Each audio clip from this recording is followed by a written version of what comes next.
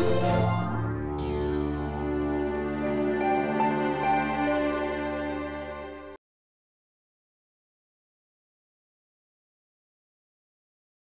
back to the course of chemical crystallography. This is a second tutorial after the end of second week. So in the tutorial sheet you must have received some problems, so we will try to see how those problems can be solved. So what we have asked is that show that S2 is equivalent to I is equivalent to 1 bar. To show that what is S2, we should first draw a circle. And then if I draw one open circle, inside the circle it is my object, and S2 means rotation followed by reflection. So if I rotate by 180 degree and then reflect, the open circle becomes the closed circle. So this is S2. What is I?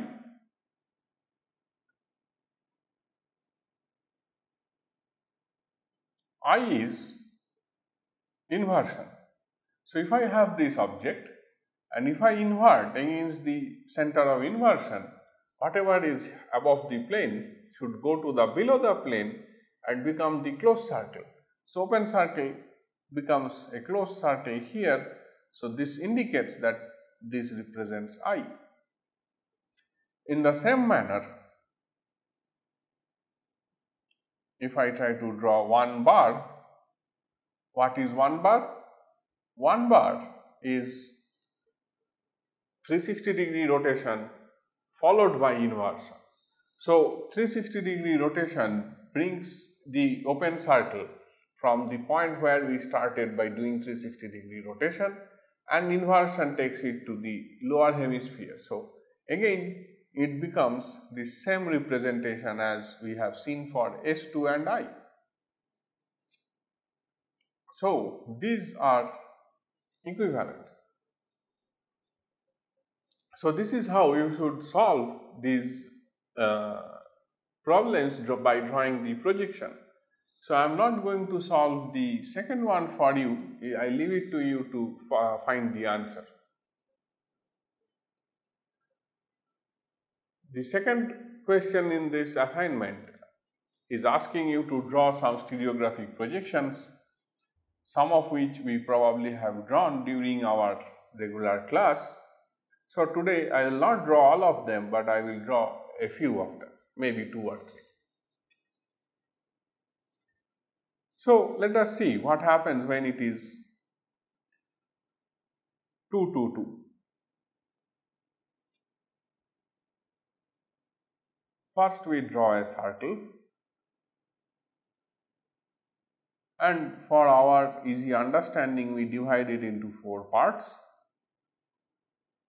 and then put one open circle which represents my object. So now if I have a twofold passing through the center, that means perpendicular to the plane of projection, then this open circle should remain as open circle because it stays in the upper hemisphere, because this is a twofold.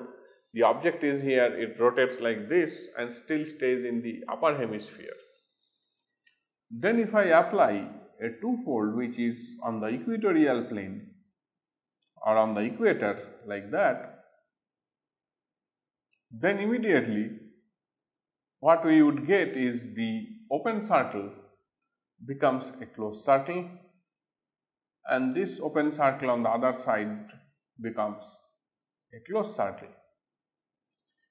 As a result, one can observe that the central line that we had drawn earlier, that central line also represents another twofold where these 2 points are rotated by 180 degree. So this particular figure represents the 2, 2, 2 space group. Let us see how it should be in case of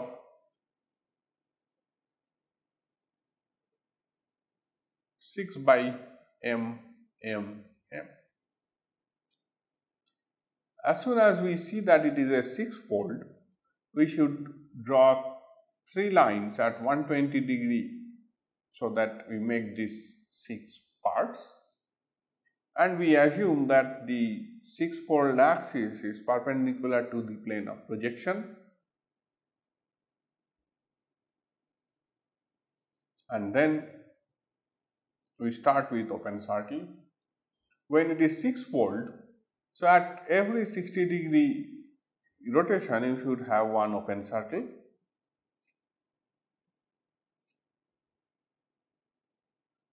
When it is by m, it means that the equatorial plane or the equator is your mirror plane, which is the circumference of this circle, which I am making it bold.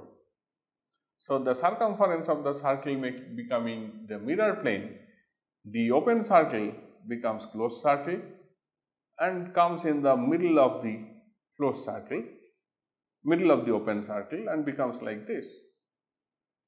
Now when we have two mirrors, these two mirrors are now parallel to the 6-fold axis, and we can assume one of these lines to start with as mirror planes. So I am drawing the mirror plane using a different color. So if this line is a mirror plane, then the points should be reflected on either side of this plane.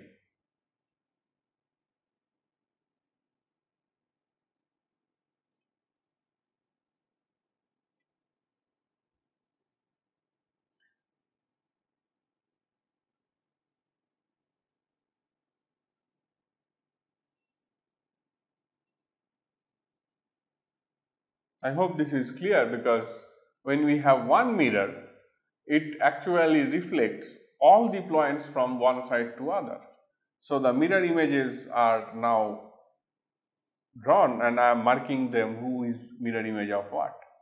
These two are mirror images, these two are mirror images,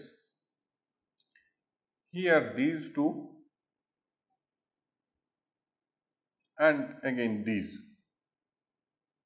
Simultaneously we can easily see that these ones are also mirror images. We don't need to draw any further mirror, though we write a separate mirror like that, because we can see by observation that the lines which we had drawn earlier are also representing mirror planes.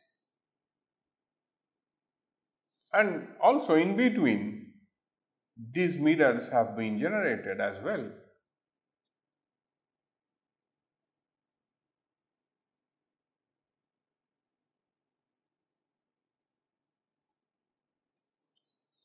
So this is the diagram of 6 by m, m, m.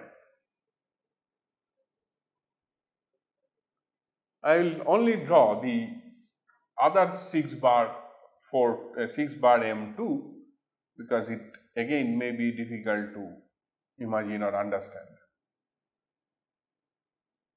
As usual, we first draw the circle and divide it into 6 parts. We take the 6 bar axis perpendicular to the plane of projection and do it appropriately, that the central zone is open circle and outer zone is a closed circle, because it is a 6 bar axis. What is 6 bar? 6 bar means it is rotation followed by inversion. So if we start at one point with open circle, we rotate it by 60 degree, that brings a 6-fold, but then we have to do inversion, it should become a closed circle. Rotate it by 60 degree and then do one inversion, it should become an open circle. Rotate it by 60 degree, take an inversion, becomes that. Again rotate by 60°. Take the inversion, so the closed circle remains closed circle, then on inversion becomes open circle, then open circle rotated by 60° and then inverted becomes the closed circle. So what we have done is now just the 6 bar. Now we need to do M.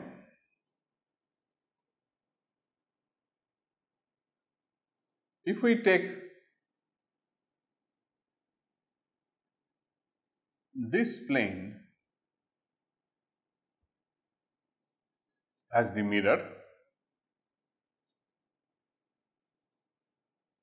then what we would get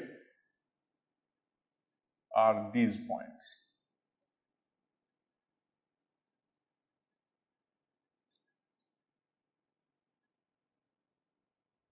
Which actually indicates that the other lines which are drawn are also corresponding mirror planes.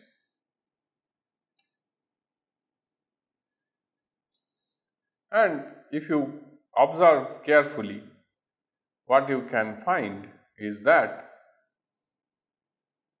the two-fold is already generated along those three mirrors.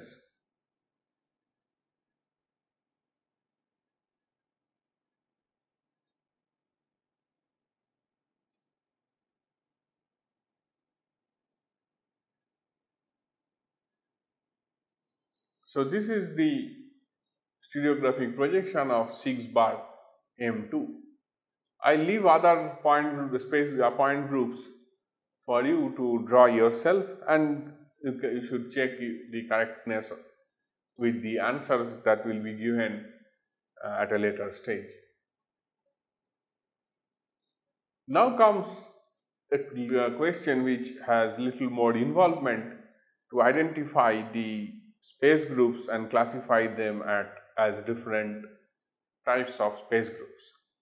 So the question is, among the following space groups, identify centrosymmetric, non-centrosymmetric, chiral and achiral space groups. So we should first write 4 classes.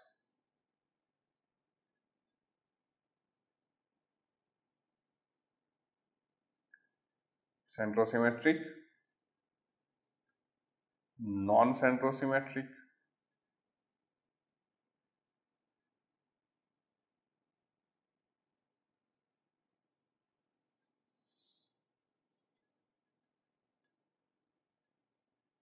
chiral and achiral. So from these space groups, we can find out whether we have the center of inversion or not. For example, if we see P1 bar, 1 bar it means it has inversion center. So P1 bar is the centrosymmetric space group. Similarly, you know that 2 by M, here also it is 2 by M, these are centrosymmetric space groups. We can write as P2 by M and P21 by C are centrosymmetric space groups. This 6 by M, this one is 4 by MMM, where I am talking about the corresponding point groups, are also centrosymmetric.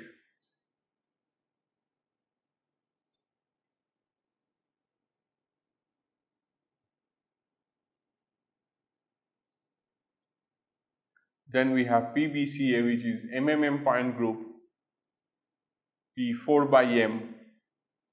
So PBCA, P4 by M, these are centrosymmetric space groups.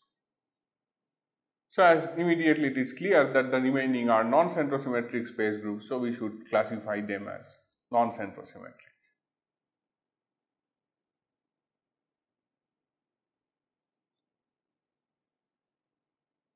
See, I43D is M43M, it is not a centrosymmetric space group.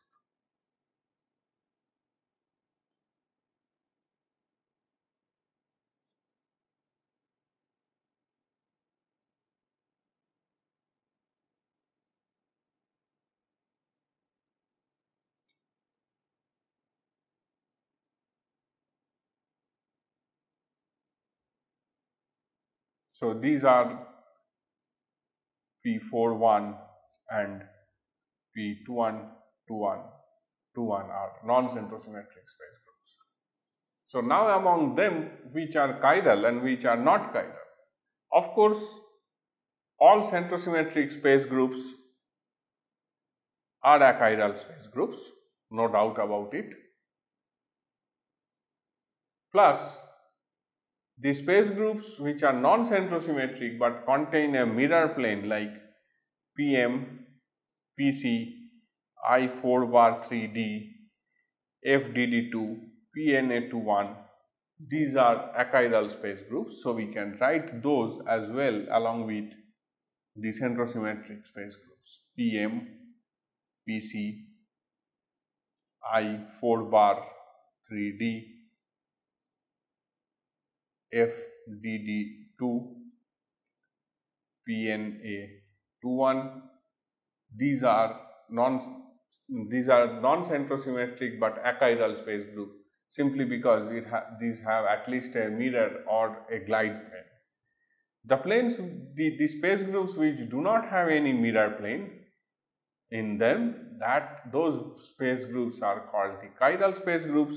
So the chiral space groups are here P1, C2, R3, P23, P32, P41 and P2121.